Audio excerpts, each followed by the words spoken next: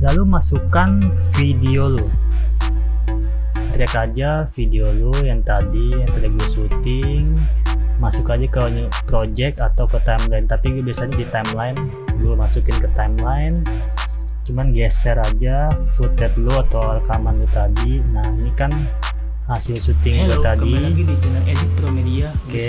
Ini intro syuting gue awal.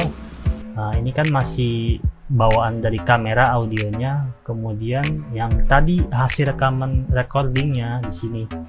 Ini hasil rekaman recordingnya, lu drag lagi ke Adobe Premiere Pro, lu taruh di bawah footage lu. Oke, lebarkan. Nah ini kan nggak beraturan nih, kita mau sinkron antara rekaman audio lu ke kamera lu, ke video lu. Oke, nih ini nggak sinkron.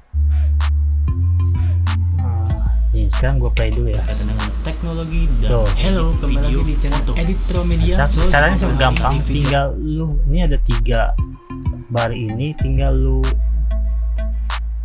blok saja 3 ini, kemudian klik kanan di objeknya, cari synchronize, lu klik aja synchronize, kemudian klik aja nih audionya, klik OK, tunggu sampai proses selesai. Oh cepet sekali, sini udah selesai, sudah sinkron. Coba nih kita coba ya. Halo, kembali lagi di channel Edit Pro Media bersama gue Hari. Di video kali ini gue akan kasih tahu tentang alat perekam suara untuk pemula bagi yang baru belajar YouTuber. Yes, untuk menghilangkan audio bawaan kamera, lu tinggal klik aja audionya. Sorry, ini udah tadi di blok. Klik aja, klik kanan, unlink, kemudian lu del saja. Oke, ini naikkan audio lu, tetap. Oke, lu tinggal ini, tinggal cut aja. Ini cut aja, gak boleh. Del, klik kanan, gitu delat. Selesai.